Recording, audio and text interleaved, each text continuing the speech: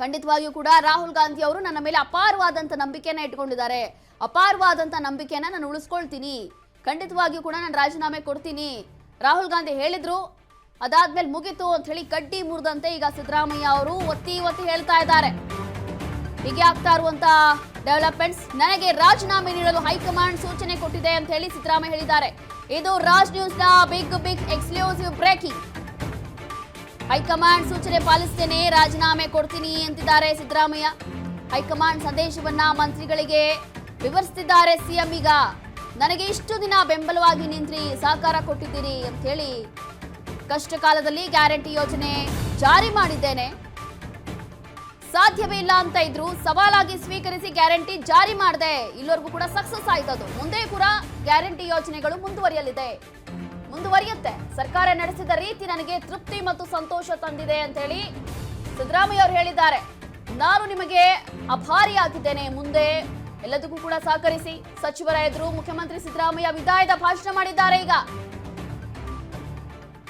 Big exclusive story ಕೊಡ್ತಾ ಇದೀವಿ ನೋಡಿ, ಏನಾಗ್ತಾ ಇದೆ ಅಲ್ಲಿ, ಆ ಒಂದು ಬ್ರೇಕ್ಫಾಸ್ಟ್ ಮೀಟಿಂಗ್ ಅಲ್ಲಿ ಏನಾಗ್ತಾ ಇದೆ ಅಂತ ಹೇಳಿ ನಾವು ತೋರಿಸ್ತಾ ಇದೀವಿ. ಇದು ರಾಜ್ ನ್ಯೂಸ್ ನ ಬಿಗ್ ಎಕ್ಸ್ಕ್ಲೂಸಿವ್ ಬ್ರೇಕಿಂಗ್.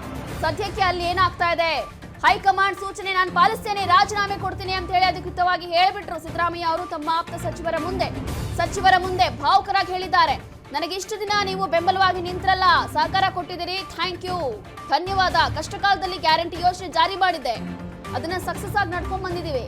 ಸಾಧ್ಯವೇ ಇಲ್ಲ ಅಂತ ಹೇಳ್ತಾ ಇದ್ರು, ಆದ್ರೆ ಸವಾಲಾಗಿ ಸ್ವೀಕರಿಸಿ ಗ್ಯಾರಂಟಿ ಜಾರಿ ಮಾಡಿದೆ. ಮುಂದೆಯೂ ಕೂಡ ಗ್ಯಾರಂಟಿ ಯೋಜನೆಗಳು ಮುಂದುವರಿಯಲಿ ಅನ್ನುವಂಥದ್ದು ಆಶಯ. ಸರ್ಕಾರ ನಡೆಸಿದ ರೀತಿ ನನಗೆ ಬಹಳ ಸಂತೋಷ ಇದೆ, ತೃಪ್ತಿ ಇದೆ.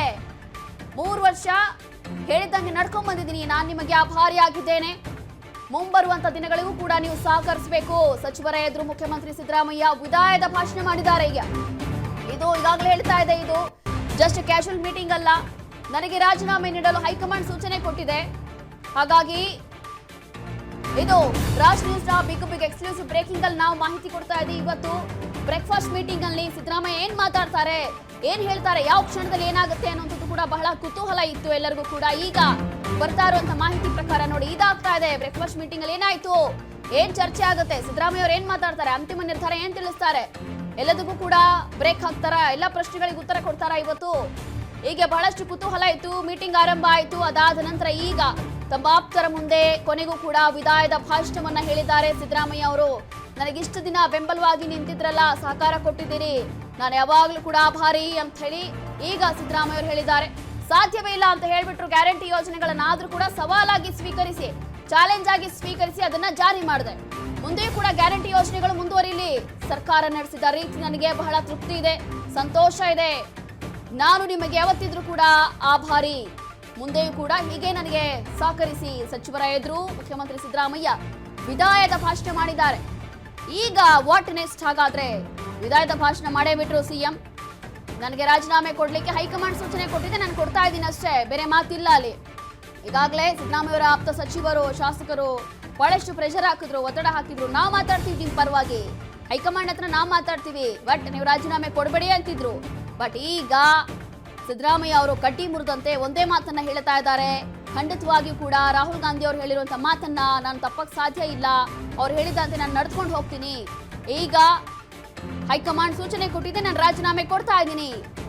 ಹೀಗೆ ತಮ್ಮ ಆಪ್ತರ ಮುಂದೆ ಬ್ರೇಕ್ಫಾಸ್ಟ್ ಮೀಟಿಂಗ್ ನಲ್ಲಿ ಫೈನಲಿ ವಿದಾಯದ ಭಾಷಣ ಮಾಡೇ ಬಿಟ್ರು ಸಿದ್ದರಾಮಯ್ಯ. ಸರ್ಕಾರ ನಡೆಸಿದ ರೀತಿ ನನಗೆ ಬಹಳ ತೃಪ್ತಿ ಇದೆ, ಖುಷಿ ಇದೆ. ಯಾವತ್ತೂ ಕೂಡ ನಾನು ನಿಮಗೆ ಆಭಾರಿ ಆಗ್ತೀನಿ, ಮುಂದೂ ಕೂಡ ನೀವು ನಮಗೆ ಸಹಕರಿಸಬೇಕು. ಸಚಿವರ ಎದುರು ಮುಖ್ಯಮಂತ್ರಿ ಸಿದ್ದರಾಮಯ್ಯ ವಿದಾಯದ ಭಾಷಣ ಮಾಡಿದ್ದಾರೆ.